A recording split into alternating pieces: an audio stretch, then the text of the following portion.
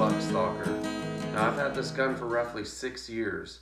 It's been a huge part of me putting meat in the freezer, and I'm incredibly thankful for it. Oddly enough, I never really was in the market for this gun. I never really wanted one. What ended up happening was I had a malfunction with my traditional muzzleloader right at the start of the season that kind of put me out. And I didn't want to spend a lot of money to get something else while my other one was being worked on. So, talked it over with the wife, got roughly $300. I think it costs a little bit less than that, not by much, but $300, you get this gun. The scope is bore sighted in, so you're gonna have to really sight this in yourself. Mine is sighted into 100 yards, which is plenty for me. And it's does really well at that range. Most of my shots are well within 50 yards. So for my needs, it works out perfectly. The scope itself, I don't know who actually manufactures this scope, but I will say this, it's awesome. It's not the best scope I've ever seen or used in my life, but for a cheap scope, I'm thoroughly impressed, especially in low light conditions. I noticed it really excels.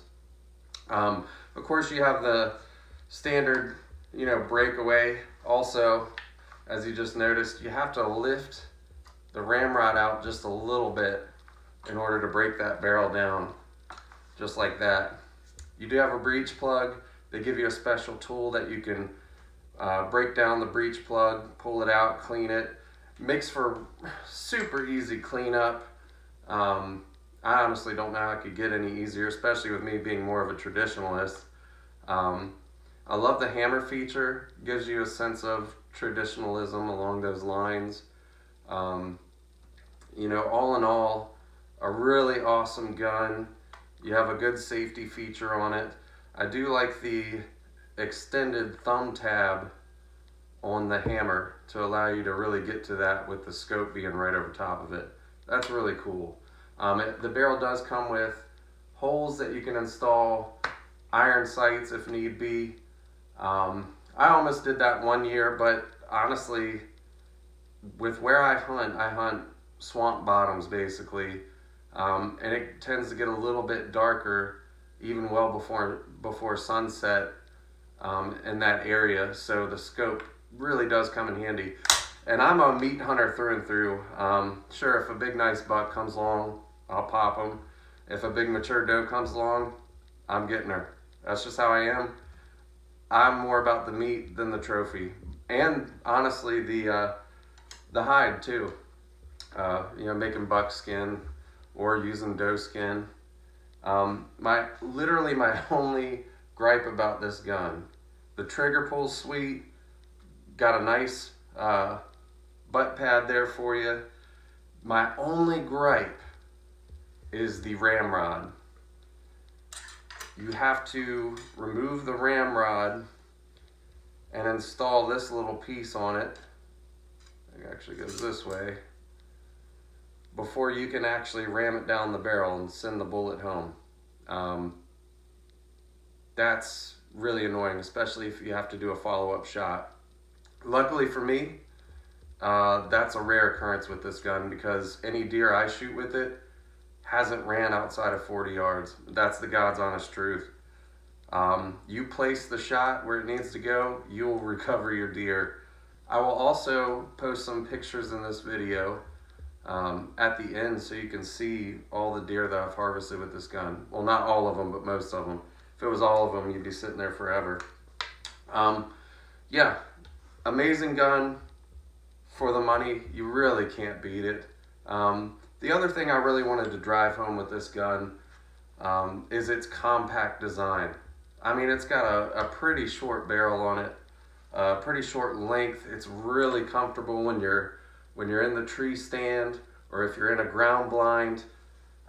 Any kind of tight spot like that gets right in there. The weight of it is perfect. The balance is perfect. Just all in all, I really am impressed. Basic polymer stock, not a lot to write home about on that. But the other thing I do like is the grip itself is very streamlined, very narrow, but not too narrow that you don't feel like you're actually holding on to something. To me, it just feels perfect. You know, really, really comfortable.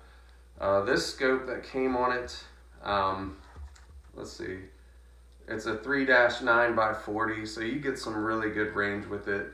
And like I said, it's super, super clear. The glass is very nice.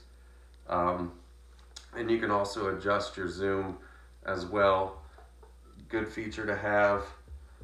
All in all, because it is compact, that's why the ramrod had to be shortened, I believe, and this piece added. Again, it's an extra little hassle if you have to do a follow-up shot. Luckily, like I said, I really haven't had to do that with this gun. But if you're in the market for muzzleloaders or you're just starting out, I strongly recommend this gun.